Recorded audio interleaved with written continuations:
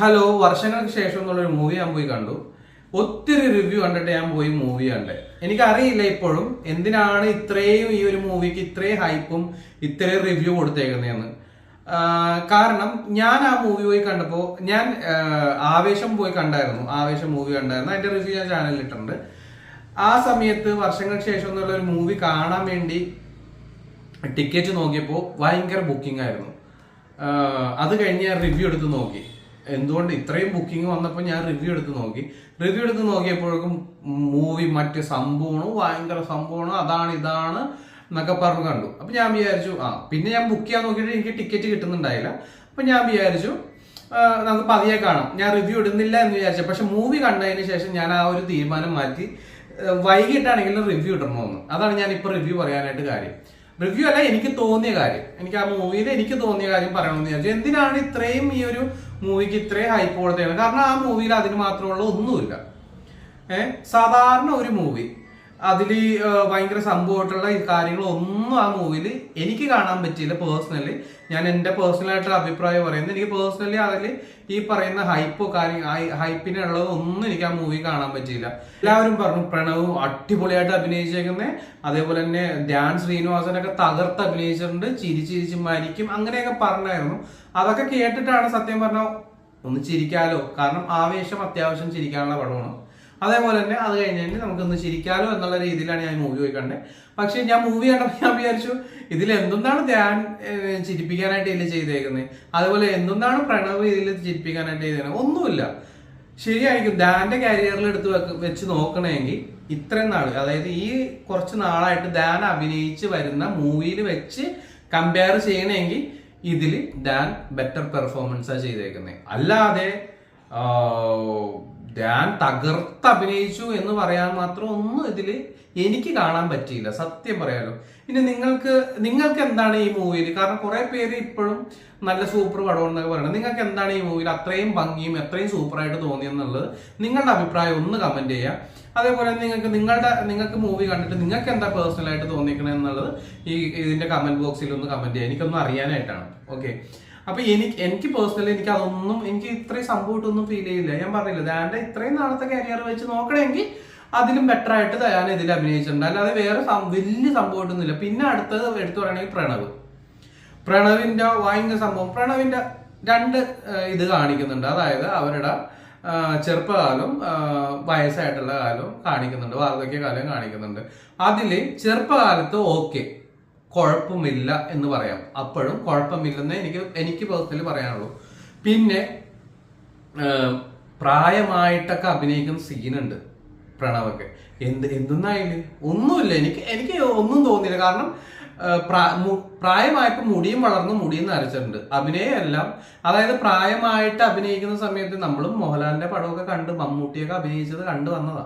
അപ്പോൾ പ്രായമായിട്ട് അഭിനയിക്കുമ്പോൾ അതിൻ്റെതായ ശരീരത്തിലും അതേപോലെ തന്നെ അവരുടെ ലാംഗ്വേജിലും അവരുടെ സംഭാഷണത്തിലും എല്ലാത്തിലും ഒരു വ്യത്യാസം വരണ്ടേ. ഇതിൽ അതൊന്നുമില്ല, പ്രായമായെന്നുള്ള ആ കോലത്തിൽ മാത്രമേ ഉള്ളൂ. അല്ലാതെ അഭിനയം എല്ലാം സാധാരണ ചെറുപ്പക്കാരെ അഭിനയിക്കുന്ന പോലെ തന്നെ.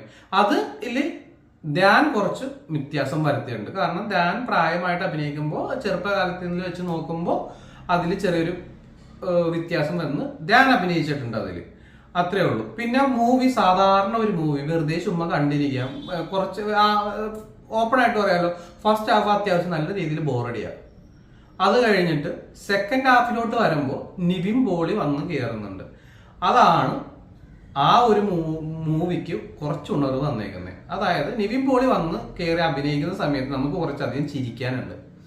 ചിരിക്കാനെന്ന് പറഞ്ഞാൽ നിവിൻ പോളി അത്യാവശ്യം നല്ല രീതിയിൽ ചിരിപ്പിക്കുന്നുണ്ട്. പുള്ളിയുടെ എന്താ പറയാ, സിനിമ ഫീൽഡിലുള്ള കാര്യങ്ങളൊക്കെ കുറച്ച് ഓപ്പൺ ആയിട്ട് പറയുന്നുണ്ട്. ആ ഒരു ഓപ്പൺ അപ്പ് നമ്മളെ ചിരിപ്പിക്കുന്നുണ്ട്. അത് ആ പറയുന്ന രീതിയും പുള്ളിക്ക് കുറച്ച് ചമ്മലോടെ രീതിയും പുള്ളിയുടെ സംഭാഷണമൊക്കെ നല്ല രസമാണ് കേൾക്കാനായിട്ട്. അത് ആ ഒരു രീതിയിൽ എനിക്ക് പേഴ്സണലി ഫീൽ ചെയ്തല്ലേ, ദിലീപ് നമ്മളുടെ ഈ ഒരു ഫിലിം ഫീൽഡിൽ ഇപ്പോ കുറച്ച് ചിരിപ്പിക്കാനും ഇതൊക്കെ ചെയ്ത് അഭിനയിപ്പിക്കാനും ചമ്മലൊക്കെ അഭിനയിപ്പിക്കാൻ പറ്റിയ ഒരു ക്യാരക്ടർ ദിലീപായിരുന്നു.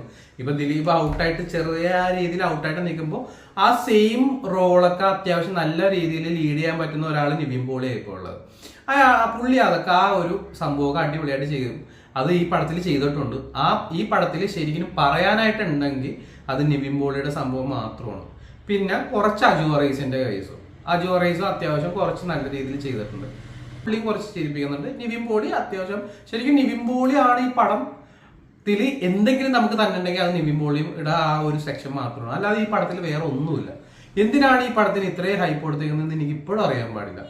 പിന്നെ അതേപോലെ തന്നെ ഞാൻ പറഞ്ഞല്ലോ ആവേശം മൂവി കാണാൻ നേരത്തെ കണ്ടേ, ആ സമയത്ത് ആവേശത്തിനൊക്കെ വെച്ച് ഭയങ്കര കമ്പാരിസൺ വരുന്നു. ശരിക്കും ആവേശം എന്നുള്ള മൂവിയില് ആകെ ഫാസിൽ മാത്രമാണ് മെയിൻ റോളായിട്ട്, അതായത് ആക്ടർ ഉള്ളത്. ബാക്കി എല്ലാവരും, അതായത് കൂടെയുള്ള കോ ആക്ടേഴ്സ് എല്ലാം പുതുമുഖങ്ങളാണ്. യൂട്യൂബിൽ നിന്ന് വന്ന ആൾക്കാരും അല്ലാത്ത ആൾക്കാർ, അങ്ങനത്തെ കോ ആക്ടേഴ്സാണ് വന്നേക്കുന്നത്. ഈ പടത്തിൽ എന്ന് പറഞ്ഞാൽ എല്ലാവരും അത്യാവശ്യം നല്ല ഫേമസ് ആയിട്ടുള്ള ആക്ടറാണ്. കോ ആക്ടറാണെങ്കിൽ എല്ലാവരും നടന്മാരാണ്. മനസ്സിലായോ?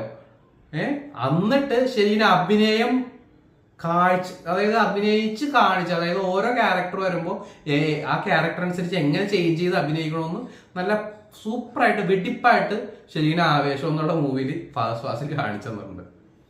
ഇതിൽ നേരെ തിരിച്ച് എനിക്ക് കാണാൻ പറ്റിയിട്ടില്ല. ഇതിൽ അമ്മ അതിൽ അഭിനയിച്ചേക്കണം. ഞാൻ പറഞ്ഞില്ലേ 2 കാലഘട്ടം അഭിനയിച്ചതിൽ അങ്ങനെ 2 കാലഘട്ടമായിട്ടൊന്നും തോന്നുന്നില്ല. അത്യാവശ്യം നല്ല രീതിയിൽ ബോറടി ആയിട്ട് എനിക്ക് ഫീൽ ചെയ്തേക്കുന്നത്. ഞാൻ ആവേശം വെച്ച് കമ്പയർ ചെയ്യുന്നില്ല, പക്ഷെ ആ സമയത്ത് ഇറങ്ങിയ ആ സെയിം ഡേയിൽ ഇറങ്ങിയ പടമാണ്.